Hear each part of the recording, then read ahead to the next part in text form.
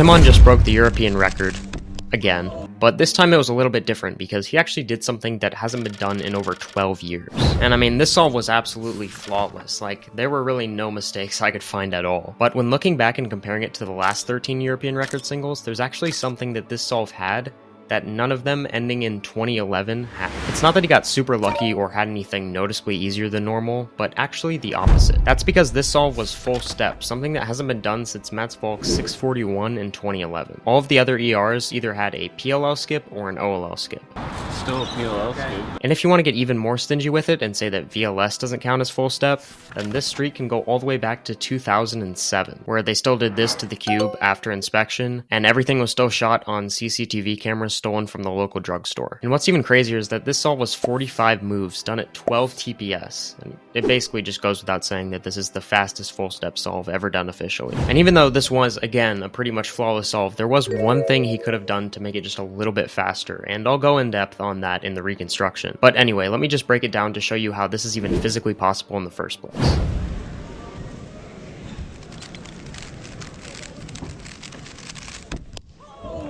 Tymon does this solve on White Cross, and of course Scramble will be on screen now and in the description. Alright, so just initially taking a look at the Scramble on White, we can notice that our cross pieces are here, here, here, and here. And Tymon's actually going to use this orange-blue block right here, along with its corresponding edge, and then this corner and this edge to make a double X cross.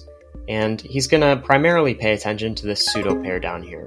It's going to be very, very vital in making this X cross. And also, just because he's Tymon, of course, he can track like 12 different pieces at once in inspection, so he notices that this corner will also pair up with this edge, and I think that he did see this pair in inspection as well. So he starts off the solve with, it's kind of more of a U than anything else, and he does a U instead of like an F because he can just do the cross regripless if he starts off like this. So he starts off from this grip, does a U, and then he does a D prime to actually move this piece into the back. Now that's on opposites.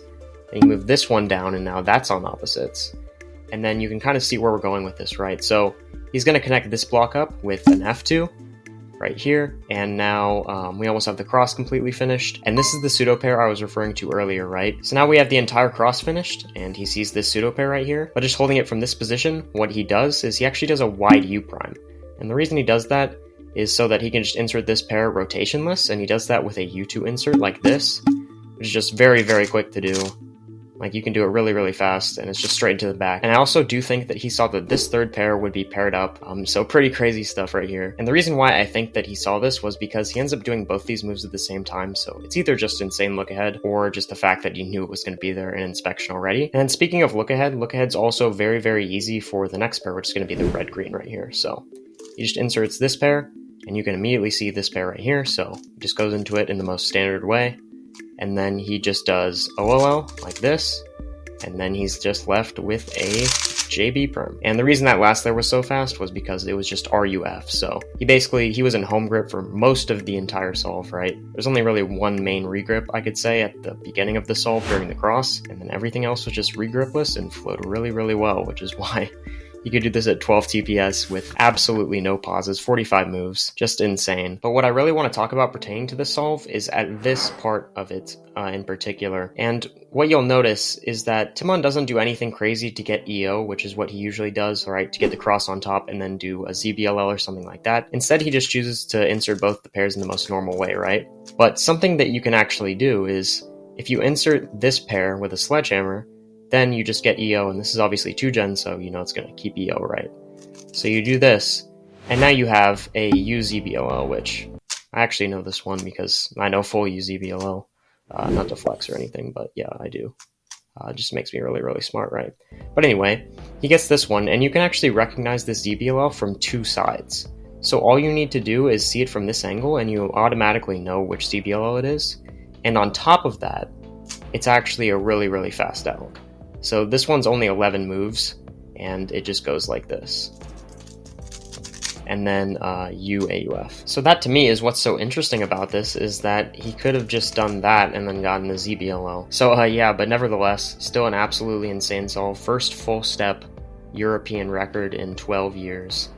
That's pretty crazy to be able to say that it is full step and it is a 3.6 second solve. I didn't think I'd be saying that for a long time, but look, here we are. This is pretty crazy, but yeah. And it really does go to show how just being simple, even if that does sometimes consist of doing a pseudo double X cross into a free pair, is usually the way to go. Tymon is known for having these insanely complex solutions, but is that even worth it? Like, is sledging that third pair even worth it when you can just do something really simple and just turn as fast as possible using the basics? But that does inevitably lead to the question of, if he had sledged that third pair into ZBLL, how fast would the solve have really been? So considering that F2L was done at around 2.1, I still do think that we need to add around 1/10 of a second, considering that he did just insert it with regular L and U moves, and if he would have done a sledge with his left hand, that probably would have taken off at least 1/10 of a second. I know that it'd still be really fast, but still. Then, of course, we need to add in the recognition time for the ZB, which isn't that much at all, really, for this case, because, as I said, you can do a two-sided ZB recognition, actually, for this one, and it's really easy to see which case it is just from where you get it out of doing the F2L. And I would assume the execution for this case is probably around 0.6 for him, considering it's just 11 moves. So, with all of this considered, I still do think that it would have been a little bit faster for him to do that, so maybe around 3.2 or 3.3 at the end of the day, but I don't think that it would have been world record. I mean, I could see the argument for that, but I assume that he didn't sledge the pair in the first place because there's really just no point to do so. He knows full ZB, but what if this was a Soon case, or even worse, an H case? Like, that would have ruined the entire solve. Basically, what I'm saying here is that it's just a lot of what if. Like, what if he just turned really, really fast and kept up like 16 TPS throughout the whole last layer? Like, yeah, of course it would have been world record if he did that, but the odds of him actually doing that are pretty much zero, and that's not even like humanly possible to do 16 TPS on a ZBLL last layer. And we really just saw that throughout the entirety of last year. We saw all of these new cubers come onto the scene just using really, really basic skills, but being so good at them that they just get world-class times. So yeah, at least in terms of last layer, this solve was a perfect example of somebody just using those skills. So he got the European record again. Sub 4s do in fact grow on trees now, and it's only a matter of time before that world record single is broken again. It was really crazy to see how long it had been since the European record was full step. I never knew that. It did take a long time to go through all of those solves, and watching the videos of them was pretty funny because a lot of them were shot on, like I said, like 144p cameras, and I couldn't even see like if OLL was solved or not on some of them, like this Eric Agerstech one, like I just couldn't tell. And speaking of full step, here's your daily reminder that 6-year-olds who are faster than you will never get a full step solve ever again, because they do in fact use full ZBLS and ZBLL.